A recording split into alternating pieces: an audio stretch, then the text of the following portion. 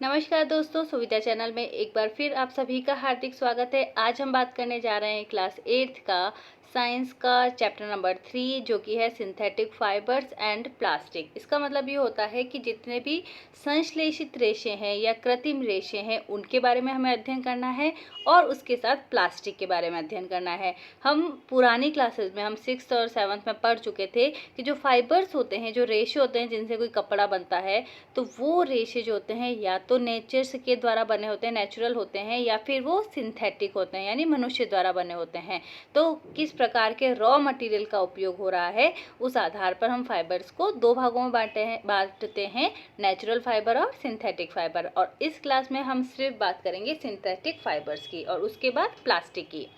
शुरुआत जो दे रखी है वो इस प्रकार से है, the clothes which we wear are made of fabrics. ठीक है, जो भी कपड़े हम पहनते हैं, ड्रेसेस जो हम पहनते हैं वो किसकी बनी होती हैं? फैब्रिक की बनी होती हैं, कपड़े की बनी होती हैं। And fabrics are made from fibres obtain from natural और आर्टिफिशियल सोर्सेज। अब ये जो फैब्रिक हैं वो किसके बने होते हैं? Fabrics are made up of fibres, और ये फाइबर्स दो सोर्सेज से हमें मिल सकते हैं, या तो वो सोर्स नेचुरल होगा या फिर वो सोर्स आर्टिफिशियल होगा। Can you name some natural fibres? क्या आप कुछ नेचुरल फाइबर्स के बारे में बता सकते हैं? हम पुरानी क्लासेस में पढ़ ही चुके हैं प्लांट से रिलेटेड, जैसे कि कॉटन हो गया या सिल्क हो गया, ये सब क्या है? नेचुरल फाइबर्स हैं। और इसके अलावा नायलॉन या रेयॉन, ये कैसे फाइबर्स हैं? ये सिंथेटिक फाइबर्स हैं। So fibres are also used for making large variety of household articles. ठीक है, घर की दूसरी चीज़ें बनाने में भी इनका बहुत उपयोग होता है। So you have to make some list कि आप क्या क्या फाइबर्स के थ्रू बना सकते हैं और उन्हें आपको सेपरेट करना है। तो यहाँ पर बहुत ज़्यादा इंपॉर्टेंट चीज़ नहीं है। इसके अलावा आपको नेचुरल और आर्टिफिशियल फाइबर्स को डिफ्रेंशिएट करना है, और जो भी आप जिस भी चीज़ में इसका उपयोग किया जाता है उनके नाम लिखने हैं। So you have read in your previous classes that natural fibers like cotton, wool, silk, these are obtained from plants or animals. Natural fibres जो हैं वो या तो प्लांट से ऑब्टेन किए जाएंगे या फिर एनिमल से ऑब्टेन किए जाएंगे। The synthetic fibre on the other hand are made of human beings, that is why these are called synthetic और मेन मेड फाइबर्स। अब दूसरी ओर सिंथेटिक फाइबर जो हैं वो ह्यूमन बींग्स के द्वारा बनाए जाते हैं, इसलिए इन्हें या तो सिंथेटिक फाइबर कहा जाता है या मनुष्य के द्वारा मेन मेड जो फाइबर है वो कहा जाता है। अब हम बात कर लेते हैं what are synthetic fibre. Synthetic fibre क्या होते हैं? तो डेफिनेशन तो हमने देख ली। Try to recall the uniform pattern found in the necklace of beads join with the help of the thread. अब आप अगर आप यहाँ पे ये डायग्राम देख पा रहे हैं तो इस डायग्राम में आप क्या देखेंगे? इस डायग्राम में आप देख पा रहे हैं कि ये मोती जितने भी हैं, जो बीड्स जो हैं, वो एक धागे से एक लाइन में जो हैं वो पिरोए हुए हैं। या फिर आप एक दूसरा एग्जांपल दे सकते हो, जैसे कि ये पेपर क्लिप्स जो हैं वो टुगेदर क्या है, एक लंबी सी चेन बना रहे हैं एक साथ, एक के साथ मिलने के द्वारा। दो एग्जाम्पल यहाँ पर दिए गए हैं। Is there any similarity between the two? क्या इन दोनों में कोई सिमिलैरिटी दिख रही है आपको? क्या समानता कोई दिख रही है? तो यहाँ पर भी हमें यही बात करनी है। सिंथेटिक फाइबर जो हैं वो अ synthetic fibre is also a chain of small unit joint together.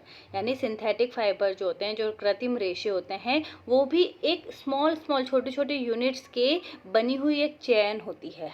छोटी छोटी यूनिट से बनी एक चैन होती है। And each small unit is actually a chemical substance. और यूनिट का जो हर एक पार्ट है जो मिलकर एक पूरी चैन बना रहा है, वो हर एक पार्ट एक केमिकल सब्सटेंस होगा, एक रासायनिक पदार्थ होगा।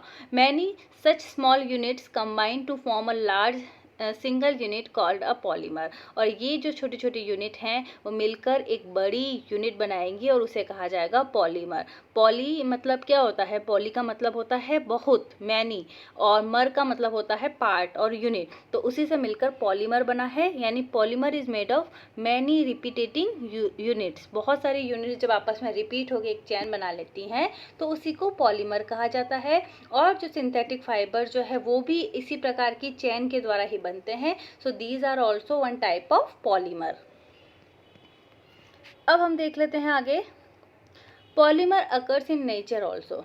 ओके, नेचर में भी पॉलीमर कैसे प्रेजेंट है, अगर हम कॉटन का ही एग्जांपल लेते हैं, कपास का अगर उदाहरण लेते हैं, तो ये जो है वो एक मोनोमर से बना है जो कि ग्लूकोज है, और ग्लूकोज की जब बहुत सारी यूनिट आपस में मिलती हैं तो सेल्यूलोज बनता है। तो सेल्यूलोज क्या हो जाएगा, cellulose is a type of polymer and that polymer is made up of large number of glucose unit. तो ग्लूकोज की यूनिट यानी ग्लूकोज क्या हो गया, केमिकल कंपाउंड हो गया, और उसकी जब बहुत सारी यूनिट आपस में ज्वाइन होंगी तो वो सेल्यूलोज बनाती हैं। ठीक है, तो ये एग्जाम्पल हमने देख लिया। Now types of synthetic fibre, क्योंकि इस चैप्टर के अंदर आपको सिर्फ सिंथेटिक फाइबर के बारे में ही पढ़ना है, तो हम उसकी टाइप्स देख लेते हैं। तो सबसे पहली टाइप दी हुई है रेयॉन की। You have read in class 7 that silk fiber obtained from silkworm was discovered in China and was kept as a closely guarded secret for a long time। अब आपको ये पता ही होगा कि सबसे पहले जो सिल्क फाइबर है वो कहाँ से डिस्कवर हुआ है, चाइना से हुआ, और किससे किया गया, सिल्क वॉर्म से किया गया। तो ये जो था सबसे पहले बहुत लंबे समय तक सीक्रेट रखा गया। Fabric obtain from silk fibre were very costly. इसके अलावा जो सिल्क के जो फैब्रिक्स होते हैं या फाइबर होते हैं बहुत ज़्यादा महंगे होते हैं, but it's beautiful texture fascinated everybody. लेकिन इसका जो टेक्सचर, जो ब्यूटीफुल टेक्सचर है वो सबको अपनी ओर आकर्षित करता है।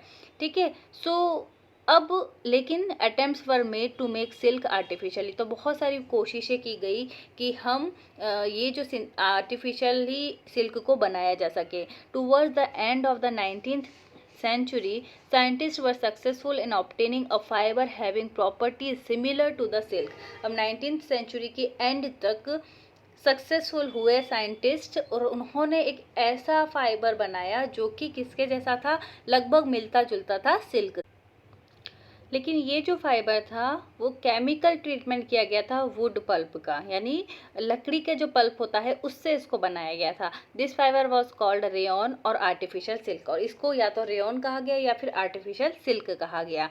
यानी बनाने वाला जो रॉ मटेरियल था वो नेचुरल था, लकड़ी से बनाया गया था, लकड़ी के पल्प से बनाया गया था। Although rayon is obtain from natural source wood pulp yet it is a man made fibre. वैसे तो इसे नेचुरल सोर्स से बनाया गया था, लेकिन उसके बावजूद ये एक प्रकार का कैसा है, मैन मेड फाइबर है। ये सस्ता भी है सिल्क से, इजीली से वोवन भी किया जा सकता है सिल्क फाइबर की तरह। So it can also be died in wide variety of colour, अलग अलग कलर्स में से डाई किया जा सकता। And it is also mixed with cotton, और इसे कॉटन के साथ मिक्स करके इसे बेडशीट बनाई जा सकती है, या वुल के साथ मिक्स करके इससे कारपेट बनाए जा सकते हैं। तो ये हमने सबसे पहले पढ़ा रेयॉन के बारे में। रेयॉन जो कि सबसे पहले हम कह सकते हैं कि सिल्क के समान दिखने वाला या आर्टिफिशियल सिल्क इसे हम मान सकते हैं। तो ये है कि किस प्रकार रेयॉन से डिफरेंट तरह के आर्टिकल्स जो हैं वो बनाए जा सकते हैं। अब हम देख लेते हैं दूसरा प्रकार जो कि है nylon. So nylon is another man made fibre. In 1931 it was made without using any natural raw material, यानी बिना किसी प्राकृतिक रॉ मटेरियल का उपयोग किए पहला, यानी प्लांट का भी उपयोग नहीं किया, किसी प्रकार का एनिमल का भी उपयोग नहीं हुआ इसमें, और ये पूरी तरीके से केमिकल से बनने वाला पहला मेन मेड फाइबर था। It was prepared from coal water and air. कई बार ये क्वेश्चन पूछा जाता है कि नायलॉन जो है वो कैसे बनता है, या कोल से, वाटर से, एयर से मिलकर बनाया जाता है। And it is the first fully synthetic fibre. Nylon fibre was strong, elastic and light. ठीक है, हल्का भी होता है, स्ट्रॉन्ग भी होता है, इलास्टिसिटी भी ज़्यादा होती है, और थोड़ा सा लस्ट्रस होता है, चमकदार होता है, धोने में ईजी होता है। तो ये कपड़ों में बहुत ज़्यादा पॉपुलर होता चला गया। We use many articles made up of nylon. से बहुत सारी चीज़ें बनाई जाती है, जैसे सॉक्स हो गया, रॉब्स हो गया, टेंट्स हो गया, टूथब्रशेस हो गए, कार सीट बेल्ट्स हो गई, या स्लीपिंग बैग्स हो गए, कर्टन्स हो गए। तो ये सारी चीज़ें एग्जाम्पल्स हो जाएंगे।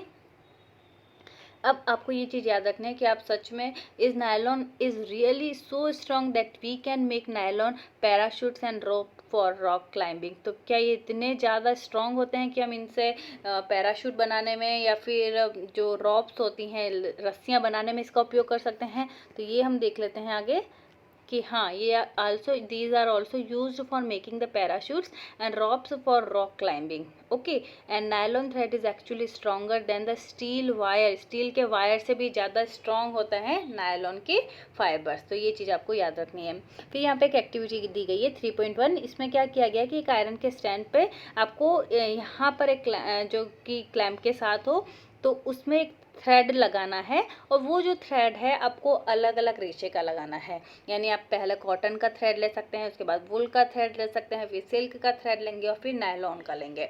अब उसको लगाकर यहाँ पर नीचे आप देखिए कि इसमें अलग अलग आपको क्या रखना है, वेट रखना है, भार रखना है और वो टाइम नोट करना है जिसमें कि वो भार से वो धागा टूट जाता है। तो उससे पता चल जाएगा कि किस में सबसे ज़्यादा स्ट्रॉन्गनेस है, कि सबसे ज़्यादा स्ट्रॉन्ग फाइबर कौन सा है कि वो लंबे ज़्यादा से ज़्यादा वेट को रख सकता है। तो ये आप देख सकते हैं कि टोटल वेट रिक्वायर टू, तो आपको पूरा वेट कितना वेट रिक्वायर है किसी एक पर्टिकुलर थ्रेड के लिए वो करना है। या फिर आप ये दूसरा एग्जांपल भी यहाँ दिया गया है, या फिर आप ये भी कर सकते हैं कि आपको एक हुक या नेल पर आपको या किसी पर भी आपको एक धागा को लटका देना है और नीचे आपको एक पॉलीथीन से उसे रख देनी, बांध देना है और उस पॉलीथीन में आपको अलग अलग वेट जो है मार्बल के टुकड़े या स्टोन्स को आप यूज़ कर सकते हैं, पेबल्स का यूज़ कर सकते हैं और आप डालते जाइए। तो वो धागा कब टूटता है वो उतना वेट आपको निकालना है इस पर्टिकुलर एक्टिविटी के अंतर्गत। अब हम आ जाते हैं अगला, polyester and acrylic. Polyester is another synthetic fibre, एक और अलग फाइबर हम देख लेते हैं।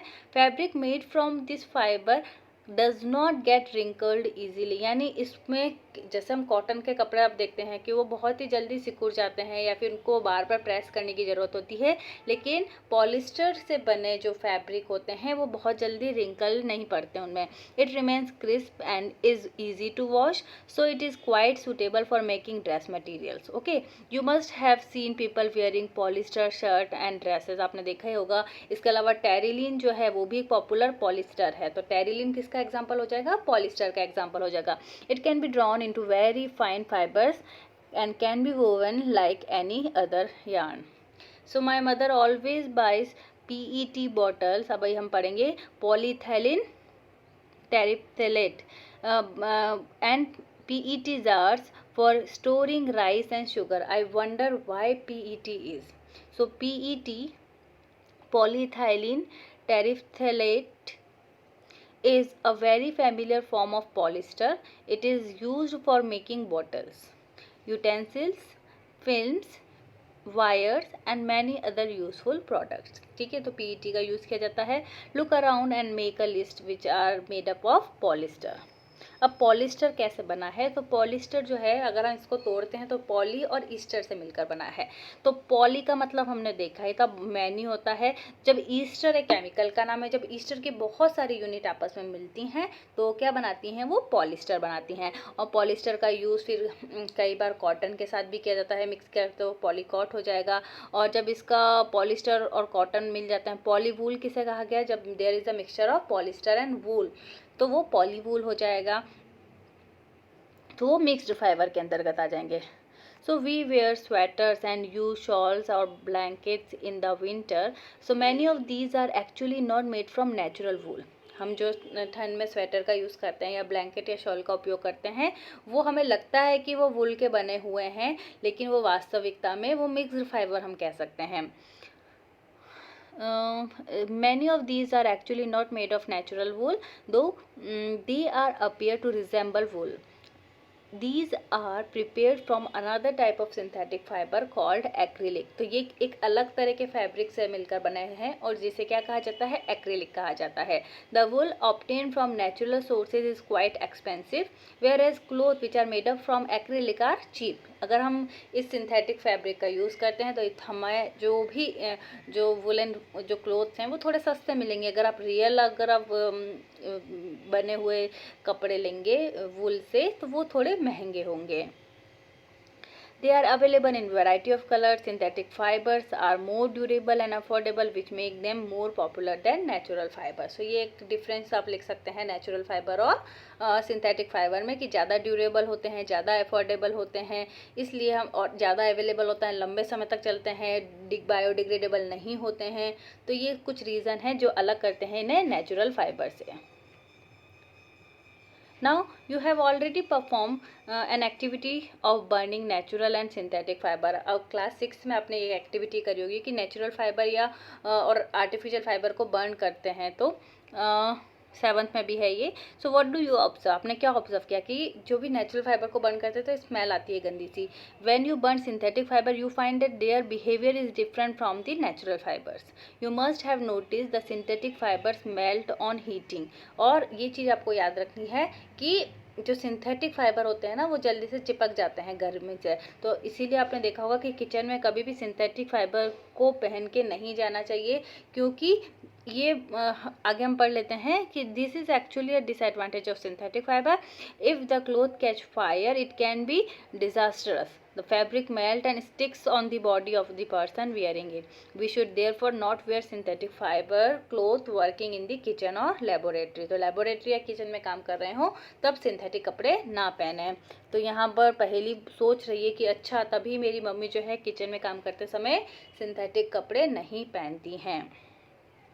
नाउ एक और बात लिखी हुई है, all the synthetic fibres are prepared by number of process using raw materials of petroleum origin, और उन्हें क्या कहा जाता है, उन्हें पेट्रोकेमिकल्स कहा जाता है।